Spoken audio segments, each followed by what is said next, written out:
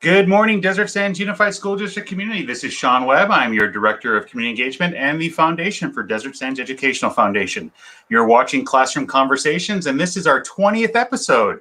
It's pretty amazing. You're here with Chef Mary for our 20th time, and we've got some great things going on today. I want to go ahead and read off the mission statement for the Desert Sands Educational Foundation as they supply this platform for us to go ahead and present everything great about Desert Sands and talk about our partnerships with our schools and partnerships in the community. But the mission statement is, the Desert Sands Educational Foundation secures funding and awards money to provide supplemental resources that enrich and enhance student learning in Desert Sands Unified School District. And as I shared, we do that with partnering with our schools, and we partner with businesses in the community. But I'm going to go ahead and bring on Chef Mary, our co-host here. Good morning, Chef Mary. How are you doing? Hey, I'm doing really, really great. It's October 1st. And in case you've forgotten, this is the month of my birthday. How could we forget that? I know, and I'm excited, and it's a great big birthday number. Yes. So I came to San Diego, and then we're going to have a family outing on Saturday. Okay. The weather is gorgeous. It's like 79 degrees here, and of course, our house here is all in-home, working in school, so we've all gone to separate corners of the house so we don't interrupt each other. It's amazing how that happens. Mm-hmm. You've got an office worker and a student, and then you have me. So we kind of went all to all different corners of the house and closed the door so we don't interrupt each other. I understand that. I noticed your background looks like your granddaughter's room that you're in this morning. Yes, I have the dog and a few little things here and a lizard. I got you. I see you got some nice artwork up on the walls too. That's great for you to be able to see your granddaughter. Yeah, Maddie does all this little artwork. They, her and Dana, do a lot of paint by numbers, and then they do paint night online. Oh, okay. That's excellent. I love that they have the arts and they incorporate that. Yeah, they do that. I mean, they probably have 20 or 30 pieces from, something relatively big to something small. Okay. And she does well with it. When you look at that piece up there. Oh, yeah, that looks fantastic. Pretty good for a 9-year-old. We've had Old Town Artisan Studios on with us.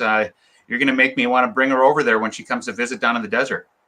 Exactly. What I found fascinating now that we're talking about art is that project that you did with Brooklyn under the inside of a Ziploc bag. Yeah, it was pretty amazing. I will tell you, Tara's fantastic. She gets all these ideas on Pinterest, and she got these large pieces of art paper, and we got some paint, and we put it inside the Ziploc bag so she wouldn't get it all over her hands, but she was still able to play around with it. But I'll tell you, I attached it down to the table with blue tape, and I think she was more amazed with the blue tape than she was with the actual art. Yeah, I saw that. Of course, it's like anything else. You buy them something, and they want to just play inside the box. Exactly. But I'm going to, I know our guest has got a busy schedule. They've got office hours coming on. She's on a campus right now. She's at Palm Desert High. I want to make sure to grab and bring on Mrs. Granados, who's going to talk about the FAFSA, as October 1st is the first day of the FAFSA. And then we'll get back into everything social media and everything going on here. And Mrs. Granados, how are you doing today? Hi, good morning. Good. How are you? Excellent. Maybe you can introduce yourself to our community and let us know where you work and so forth. Sure. Yes. Hi, I'm Stephanie Granados. So I'm a counselor at Palm Desert High School. It's actually my 3rd year at Palm Desert, but my 15th year as a school counselor. So I've been doing this for a while, but sort of new to Palm Desert. Yeah. But I love what I do. So, and thank you for having us here today to talk about the FAFSA and the importance of applying for financial aid. Yeah, most definitely. It's definitely important, especially in these times, for all of our students to get every bit of help they can. So without any more information from me, I'm going to kind of turn this over to you, and I'm going to bring up your screen here. Mrs. Granados did a great job with preparing this slide for us. Why don't you walk us through it? Sure, yes. So October, there's so much going on for college and career. So it's sort of our college kickoff month. Like you mentioned, today is October 1st. So the FAFSA opens today, the Cal State application opens today, the COD application opens today, lots going on. So typically, if we were on campus on October 14th, we would have offered the PSAT to all of our students, our 9th through 11th. So we picked that day to be our financial aid overview night. So what we're going to do on Zoom is go through a presentation to kind of explain how financial aid works. And we'll take some questions after that. So parents and students, please, you're welcome to join us. You can either scan the QR code there to register, or you can visit our website, palmdeserths.com. And then you also mentioned office hours. So that's something that we implemented last year on the Palm Desert campus. Office hours is an extra 40 minutes every Tuesday and Thursday for our students to get support or connect with teachers or engage in enrichment activities. And it also gives counselors access to students without having to pull them out of class. So it's an awesome opportunity for us to offer help to our students. So every Tuesday and Thursday from here on out, we're offering help on financial aid, college help. So our counselors are doing that. And then actually hands-on help workshops are going to be a little bit different this year because, of course, we're not on campus. So we're offering those on Zoom. And so you can see there, those are the dates that we have. Our first one will be Wednesday, October 21st. Now, of course, you can always contact your counselor. So if these dates don't work for you, that's okay. Contact your counselor. We're happy to set up an individual appointment with you.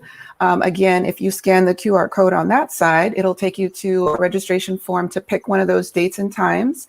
And the Zoom link will be sent to you ahead of time. And then we will help you get your FAFSA done. And it's for families to submit the FAFSA because there's a lot of money out there that goes unclaimed. And also, there's a lot of programs and universities that need you to submit the FAFSA, even to award you for merit aid. So even aid that's not based on financial income sometimes requires the FAFSA. And the other important thing is that College of the Desert has the Pledge in the Edge program, which offers 2 free years of tuition to all of our graduates in the Coachella Valley, regardless of income. But in order to access that, you have to submit the FAFSA or the DREAM Act by March 2nd. So that's the state deadline. So again, another reason that we want all of our families to submit. Sometimes they feel like, oh, I make too much money, I'm not going to qualify, but there's still benefits to submitting. Definitely. I'll be the first to say that, one, I'm still paying my loans. I got about 14 more months off and I'll be done. I'm very excited for it. But if it weren't for the financial aid and so forth, I wouldn't have had the opportunity to extend my academics and so forth. So it's definitely valuable to do so. And I'll be amazed. I was amazed in the amount of free money I was able to get from doing that. Yes. Yeah. Definitely. Not just from the federal aid perspective. So when you file the FAFSA, you can actually be considered for federal and state aid at the same time. And the state does have a GPA requirement in addition to some income ceilings, but that information gets sent to the universities that you're applying to. And so those universities will create a financial aid package for you. And a lot of times that's going to include scholarships that the university itself is going to award you. And like I mentioned, the 2 main types is federal aid and state aid. So for the FAFSA, you do need to be a U.S. citizen or permanent resident. But if you don't meet those criteria, you can still submit the California DREAM Act to be considered for state aid. So that's another thing I wanted to remind our families out there. Yeah, definitely. All those things are available for our families. You want to make sure to take advantage of those, most definitely. And I'll tell you, I just scanned my computer screen and it brought me right to the form. Oh, nice. Excellent. Yeah, so Mary, I didn't know if you know that with any QR code, you could just go ahead and scan it with your phone like you're taking a regular picture. It'll take you right to a website nowadays. I didn't really know that until I started using it recently. So Stephanie, when they pull up this form, is it a read-only form, or can they actually fill out that form online, or do they have to print it down? Well, if you're talking about the registration that the QR code links to, it's a Google form, and that's what they submit in order to register to attend the overview financial aid night information night, or to register for an appointment. But if you're asking about the actual FAFSA or DREAM Act itself, that is a digital form now. So you create an account and you enter in everything online, and it gets sent to the schools you list. Oh, that is awesome. Yeah. Yeah. Yeah, and a lot of it, Mary, it's all automated nowadays. You can click some boxes and it'll send it off to different colleges and so forth. It just makes it very, very simple. Oh, sounds like we got a little dog in the background. So my dogs are going off. Gotcha. So is there an age requirement, or is it for seniors or juniors, or like great question. So the very first time you're going to file the FAFSA would be your senior year of high school. October 1st, it opens today.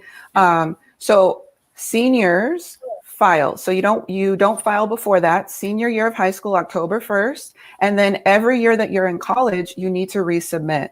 And the nice thing is, the second time that you go to file, it's a renewal. So it has all your information saved, and you really just need to adjust the income amounts so that it's relevant for that year. The interesting thing is you're actually going to use 2019 income information to apply for the 21-22 FAFSA. So when you think about it, the seniors that are graduating in 2021 are going to be in college 21-22. So that's actually when they pull up the FAFSA, they want to file the 21-22 FAFSA because that's when they'll be going to college. Now, if the student is interested in taking summer school, then they would file the 2021 FAFSA to see if they can get some aid for summer.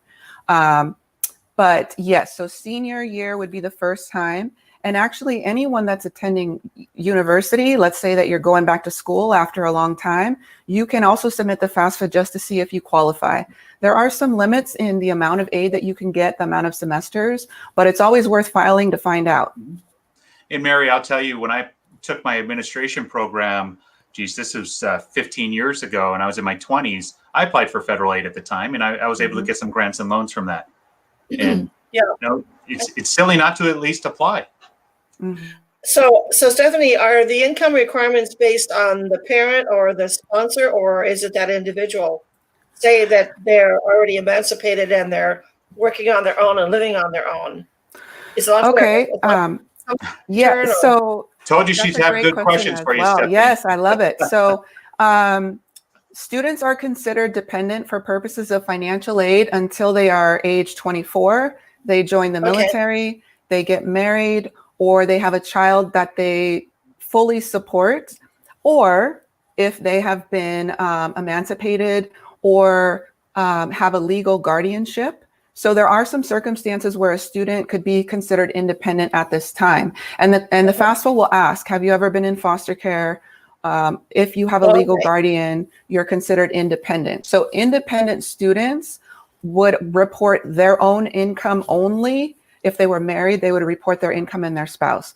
But for most of our students, they are considered dependent. And so they have to report their parents' tax information. And if the student worked in 2019, they would also report their own income on the FAFSA. Okay, that's good. Yeah, great question. And I'll say that, with COVID and everything happening, the FAFSA forms may look vastly different with income and so forth for some of our students.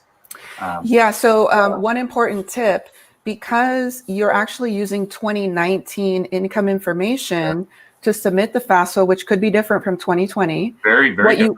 Right. So what you need to do, though, is use 2019 information and then talk to the school, talk to the financial aid office at that campus, and you can submit, you can write a letter, you can talk with them about a change of income for 2020. And that's going to be common, of course, because of COVID, but definitely you can take advantage of that option and work with the financial aid office.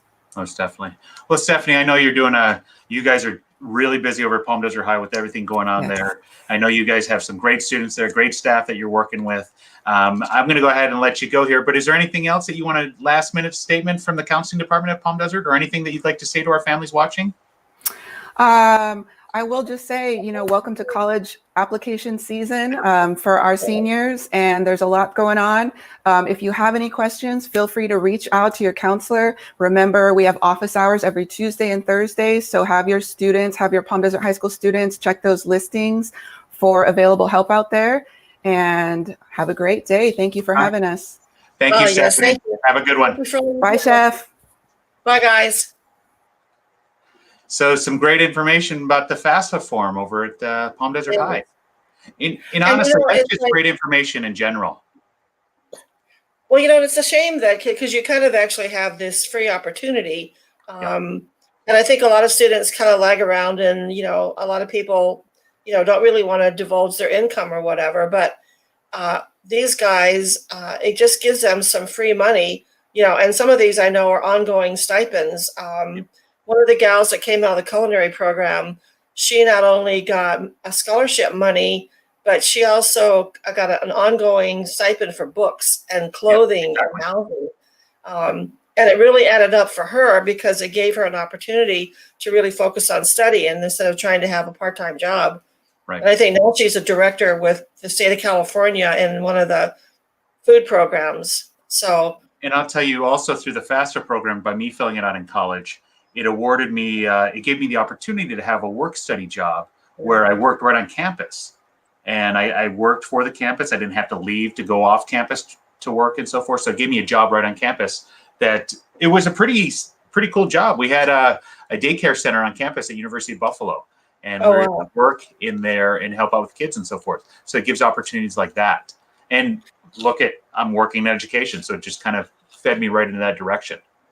So when she said they have to be a legal resident, is it a legal resident of the area, like California, or could it be someone that's out of state that moved to New York or something that could apply for this program? You have to be a citizen.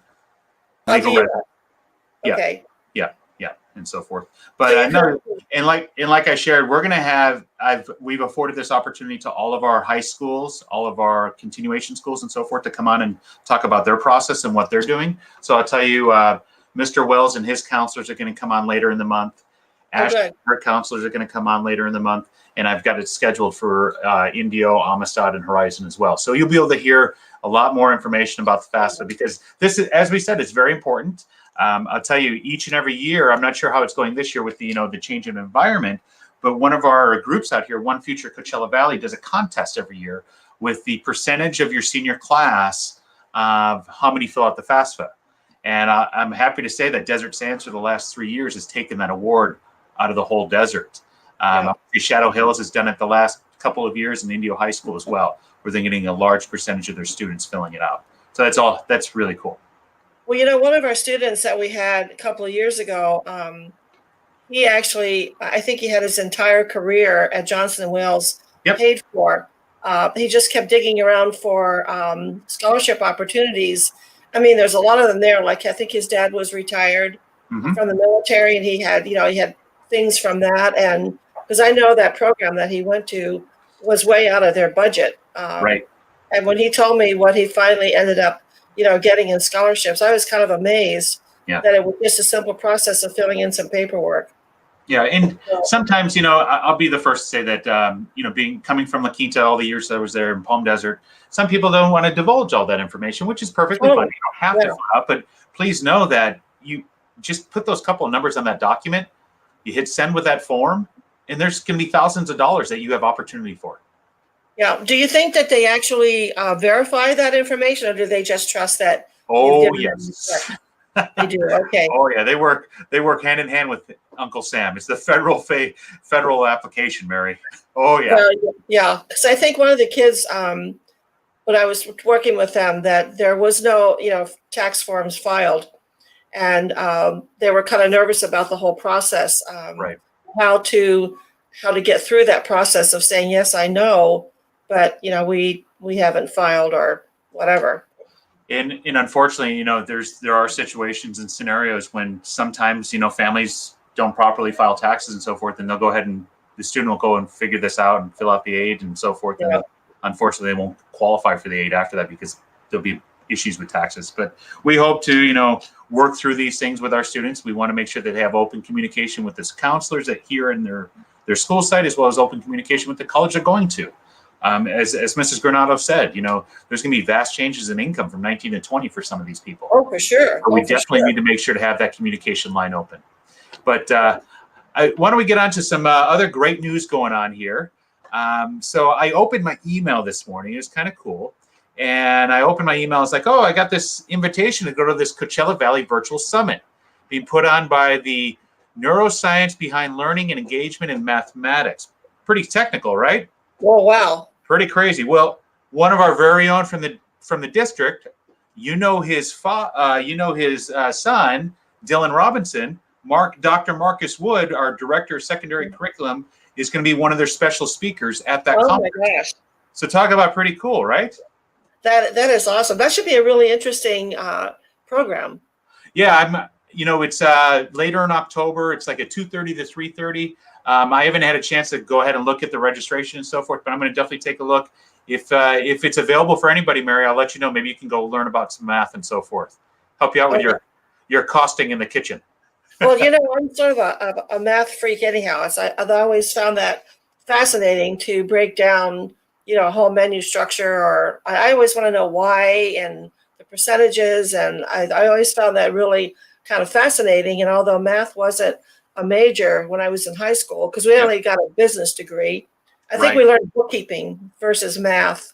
Right. So for me, math was, it was easy, although I don't understand like algebra and all that kind of stuff. Gotcha. But I can't add a column of numbers without my calculator. So we had an emergency board meeting last night, as I shared we were doing on Tuesday. And some big things were talked about. And they were asking our cabinet, Mr. Bailey and his assistant superintendents were looking for some direction. And I'll tell you what they talked about was about hybrid learning for elementary. They talked about hybrid learning for middle school, high school, as well as CIF. Remember when we had Coach Reese on? Yes. They talked about athletics. So the information that is going to be going forward that the school board will now take a vote on officially at the next meeting would be elementary students potentially returning in hybrid on November 9th. Small group return of athletic conditioning. So that's like our athletes, our high school athletes able to condition and so forth, starting in October 19th. And then potentially with middle school and high school returning to hybrid learning January 4th. Oh, wow. Now, this will all still needs to be voted on by the school board, but this happened at the board meeting last night where they discussed this. And this meeting, Mary, was 2 hours specifically just to talk about this topic. And each of our cabinet areas, fiscal, maintenance and operations, our HR, our student support services, as well as our educational services all gave their presentations on how hybrid learning and what it would look like. Oh, yeah. I'm sure that, in watching some of the news and then, talking with, like I have several friends that have kids in different school counties, the thoughts and process of what they're going to do, how they're going to do it, the comfort zone. It's kind of all over the board. Oh, yeah. When you really talk to these people, you have some people that are just totally ready, some are not, some are on the fence. So I know this has to be a critical time to figure out where to find that common spot that's going to keep everybody comfortable about those decisions. Well, the thing that the state is the thing that we're advocating for is we're going to have a survey coming out to our families, and that's where they're going to have to make a decision if they want to stick with virtual learning or if they want to go to hybrid learning and so forth. But that information will be coming out shortly to help us give some direction, because I'll tell you, they did speak about some of the things that will take place with going back into hybrid learning and so forth. And there will be some students that will not have the same teachers. That's just that's a given. With secondary students, that's grades 6 through 12, with the way the semester system is and so forth, and the quarters, they're staying in their classes till the end of the semester so we don't mess up with their credits. That's a big deal when it comes down to colleges and so forth. And I wish this conversation actually would have came up with Stephanie, because she would tell you that credits is a big deal when it comes down to those numbers and so forth. So there's a lot more information that'll be following, but those are the dates that we have so far. And this is all dependent upon us being in the red zone. We have to stay in that zone right here. And as long as we don't, regress and we have more, as long as we continue to go on the downward slope with COVID cases, we'll continue to be open. But they did talk about how there's different scenarios that if need be, they need to shut down a school and so forth. So they talked about all that last night too. It was a very interesting meeting. Yeah. I would wonder, what does happen if they, shut down a school? Does that school just stay vacant until it comes open, or how is it funded or taken care of? Or you're definitely asking questions I wish I knew the answers to. Okay. They went into greater detail last night, but I don't want to misspeak. But they talked about greater detail, and when we roll forward with our next board meeting, which will be actually on Tuesday coming up, they'll have more details and so forth. Oh, okay. That's awesome. Yeah, definitely. And we all know what Tuesday is, right? Tuesday is my birthday. That's right, Chef Mary's birthday. That's right. That's right. I Well, know. do something special for that. I am officially leaving the 70s. Too funny. Well, Too funny. Well, let's go ahead and we'll catch up with some social media here. Let's go to Twitter, see what's going on. As a reminder, you can see all of our Instagram and Twitter handles at the bottom of the screen. Please follow us. So, Mary, you'd love this. This is virtual coffee with a cup. Oh my gosh, how cool is that? Oh, actually, I take that. You can take a photo with a cup. Look at that. They're going to be cardboard cutouts. There we go. Shoot. That's too cool. Too cool. I love that. So, Indio Police Department, we push that out for them and so forth. We want our families to take part. You can see all the different coffee shops that are sponsoring it and so forth. So that's really neat. Let's see what else do we have here. So Dr. Judy White is going to be retiring. She is the superintendent of Riverside County. So if you remember the video that we showed it earlier this month, where we were in it 4 different times, I talked about how the county is focusing on distance learning and what it looks like and so forth, and what coming back to school is. Well, the person that's in there, Mr. Bailey, okay, is Dr. Judy White. And she's retiring. Okay. So there we have one of our principals giving her a shout out. Yeah. Let's see here. We're talking. Here's also, let's see, Fine Food Bank donation bins have been placed at 2 participating grocery stores. Okay, we're promoting this for Indio Police Department and for Fine Food Bank. But you can see how you can donate for Fine Food Bank. And it looks like they're doing a Facebook Live. Facebook Lives, we break down all the essential services that we offer and so forth. Well, that's pretty cool what they're doing there. So, Sean, on the Facebook page for collecting food from Fine Foods, that's open to the public to donate? Yeah, here, let me go ahead and pull this up here. We invite you to join the Indio Police Department on Facebook Live as we break down all the essential services. This year, we're partnering with Fine Food Bank to make this event extra special. We'll have a Fine Food Drive hosted at grocery stores throughout Indio. Donations will be accepted at participating locations. So it sounds like they've got bins and boxes, and you can just go ahead and donate at actual Fine Food Bank. That's on Citrus, the Ralph's on Jefferson and 50th, and then the Stater Brothers on Madison and 111. You can do it at all of those places.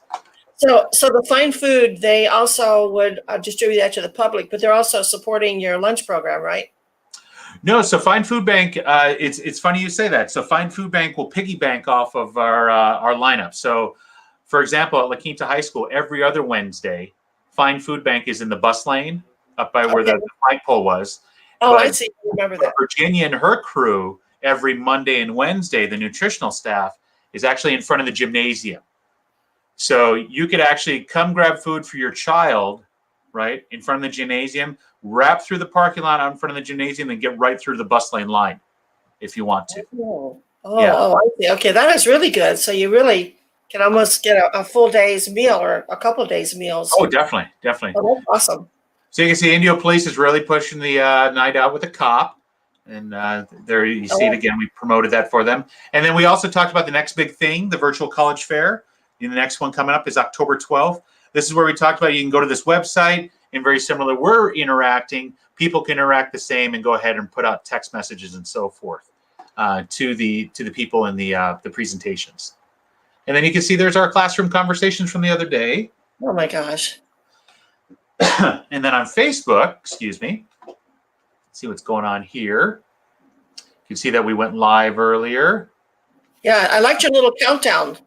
You know what? I'm playing around with that because I'll be honest. I got kind of, I don't know. I'm kind of sick of myself when I watch these at the end, after the fact, and I'm like this, just waiting. I thought at least now I know the countdown, and so we'll do that from now on. Yeah, it kind of gets us ready. Yep. I took a trip over to Johnson Elementary School yesterday and talked to Mr. Fisher over there with their meal distribution. Mary, they're feeding 350 families every Monday and Wednesday. Oh my gosh. And out of the 550 students they have, that's a good chunk of students that are coming in to get food. So that's fantastic. Yeah. And then you can see we were promoting virtual night out with the cop too. All the great things going on there. Yeah. So what else do you have planned for the day, Chef Mary? Well, Steve likes short ribs, so I promised him I would bake short ribs today. And then we're just kind of pre-decorating, getting ready for the weekend. Just kind of family time, nothing really crazy. Small gathering, but I think just kind of downtime right now because the resort, it doesn't look like they're going to open the national forest until the following weekend, and that's still kind of iffy. They're not letting anybody reserve camping spots. Okay. So my gut feeling is the resort is probably going to be closed. I know it's closed this weekend, possibly next weekend, but normally we would close the weekend after that.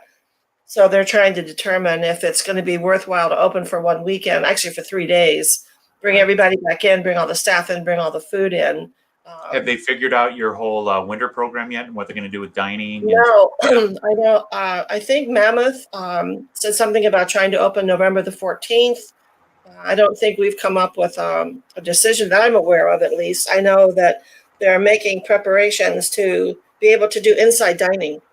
So they're marking things off and putting barriers and different dividers to see how that's going to work. Okay. It's given them a chance to sort of get ready for the winter because normally we don't have that time. It's like, bam, we're over, and then, right away we're back in it again. Right. So, and there's so many resorts that come under that umbrella with Alterra that it has to be Levy Restaurant's decision as to what's going to happen. So, I think they're from what I understand, that's the driving tool. Okay. But they're excited about the winter coming in and possibly this moving forward and getting out of the different color zones. Right. Well, it is a pleasure to see that we've opened up out here a little bit more. I actually indoors at a restaurant the other day with some friends for lunch. Different type of atmosphere. I'll be honest. I notice when the server brings over my cup where their hand is on the cup. Yeah. Or where their hand is on the fork. Just things. I guess I've always been observant, but they're just the different things I'm looking for right now when I go out and so forth. But no, I'm happy to share that I enjoyed my lunch when we went out. Exactly. Saw a couple people that Sean Abramowitz and so forth. Oh my God! You got to marry. I think we're ready to be out there and to have that option. I think probably it's just not having the option. Right. It's like, you're not going to do this. So then you're kind of like adamant that you are going to do it. Yep. Going through the drive-thrus anymore, I've gotten the people at the Jack in the Box, I think they know me. You love those tacos at Jack in the Box. I know that. Listen, there is not a chef in this world that will own up to the fact that they do Jack in the Box tacos. I don't care who they are. It's like, if you say something to somebody, their face kind of lights up. Oh yeah, I like them too. And I think it's been good. It's been fun to watch the servers, that are dealing with with serving, through the windows and being really careful. And I think most of our companies have done an incredible job to make sure that everything is handled according to how they want it handled. Right. Even in the restaurants, you can see they're going to do in San Diego. They're going to do a Taste of Little Italy. And it's actually going to be 5 days. Oh my, okay. And then all the chefs have gotten together and sort of decide on a menu because that's a really popular event down there. So it's making people kind of come together in a different way. Because a lot of times, in the culinary industry, you have your little ego over here and here and here. I don't want to let the cat out of the bag yet, but I've been talking with the Chef Wood. And then Mr. Magnera over at La Quinta about their first showdown of the season. And I'll share with you backstage after we wrap this up. But it sounds like it's going to be pretty exciting. And as you said, we're getting people together and talking about things that have never been done before. And it's making us think even harder and so forth. Yeah, it's pretty cool, definitely. But Mary, let me catch up with you backstage. I'm going to kind of wrap this up, and I'll catch up with you. But for those of you that don't know, Chef Mary's having a big extravaganza on Saturday with her family. Not that big, but with her family for her 80th birthday. And Chef Mary, I wish I could be there with you, but I know I'll be there with you in spirit, and I'm sure we'll definitely FaceTime and so forth. But I'll catch you backstage here in a little bit. Thank you. And we'll probably have little lollipop faces of the people who can't come stuck in the ground somewhere. Too funny. See you in a little bit. Okay, bye, Sean. Have a good day. You too. So there you have it. Our episode 20 of Classroom Conversations got some important information about the FAFSA. As I shared, we will have information about FAFSA coming from all of our different secondary school sites coming up throughout the month. I've also invited some of our classified managers and district employees to join us starting up next week. We're going to highlight different departments in Desert Sands. So once again, we are on Classroom Conversations at 9 o'clock on Tuesdays and Thursdays. We hope you can join us next time.